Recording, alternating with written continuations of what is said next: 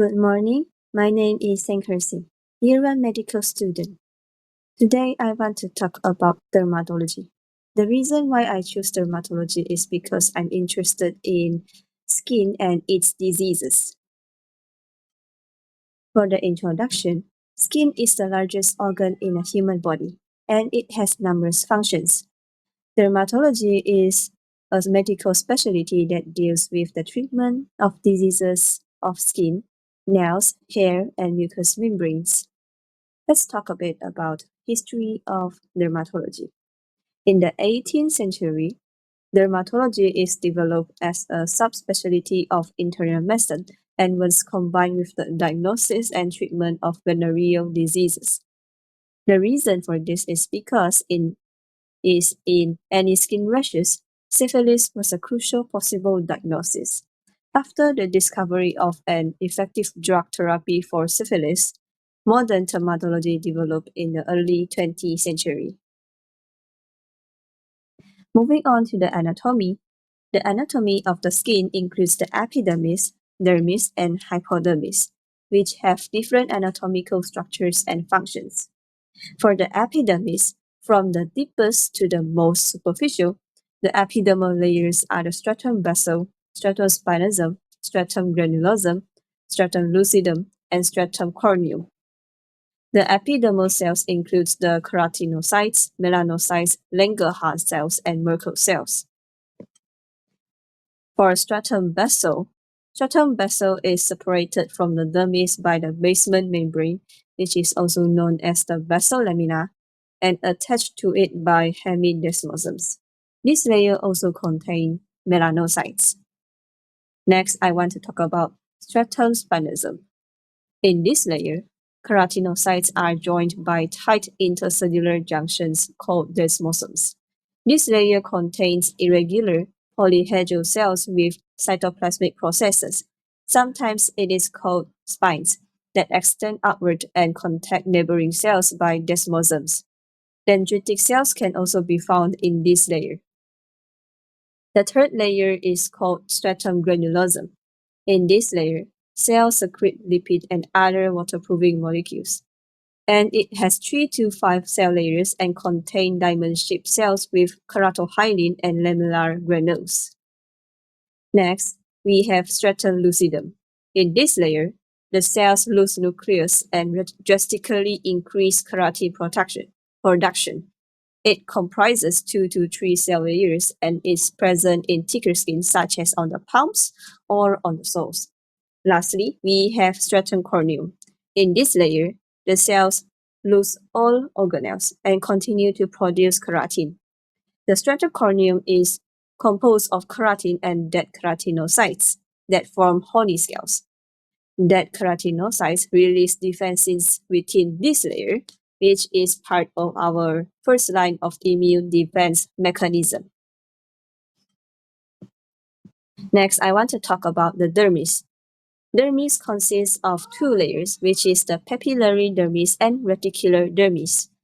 The papillary dermis is the upper dermal layer, which is thinner and composed of loose connective tissues that contact the epidermis.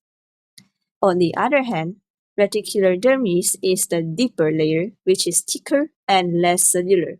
This layer consists of dense connective tissue composed of collagen fiber bundles.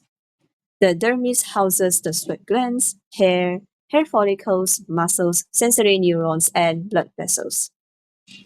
In the dermis, fibroblasts, mast cells, blood vessels, and cutaneous sensory nerve and skin appendages can be found. Lastly, I want to talk about hypodermis. The hypodermis, also known as the subcutaneous fascia, is located beneath the dermis. This layer is the deepest skin layer and contains adipose lobules, sensory neurons, blood vessels, and scanty skin appendages, such as the hair follicles. Moving on, I want to talk about the biochemical process in the skin, which is vitamin D synthesis. The main production of vitamin D is the skin. When exposed to UVB rays with a wavelength of 290 to 350 nanometer, The radiation converts 7-dehydrocholesterol into pre-vitamin D, which in turn is converted into vitamin D3 in a thermosensitive but non-catalytic process, which involves the formation of 3 double bonds.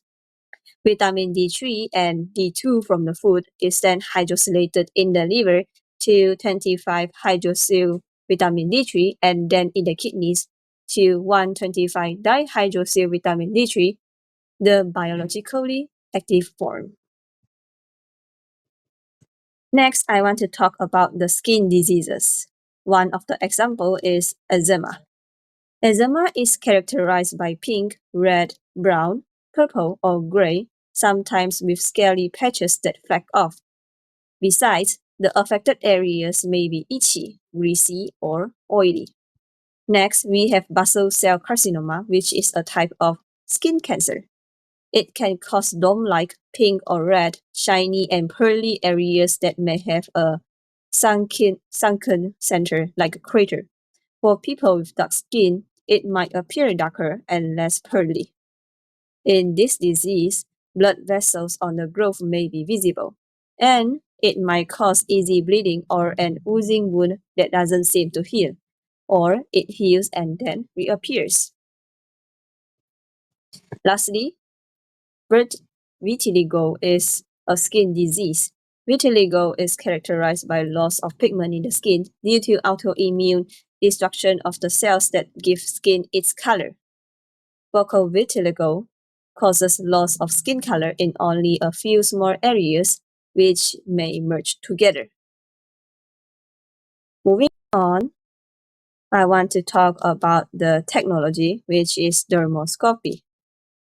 Dermoscopy is a test that is used for the examination of skin lesions using a handheld device called dermatoscope. Dermoscopy is most often used to aid in diagnosing skin cancer. It is non-invasive and painless. This test is also known as dermatoscopy and skin surface microscopy. Lastly, I want to mention about a dermatologist who is Dr. Barit J. Zotov. Dr. Barit is a dermatologist with an experience of more than 21 years. He completed a fellowship in pediatric dermatology at University of California at San Francisco. It is recognized as 2019 to 2020 Best Doctors in America. Besides, he is an expert in the diagnosis and treatment of hemangiomas, venous malformation, lymphatic malformation, and so on. So these are the references that I searched for dermatology. And that's all. Thank you for listening.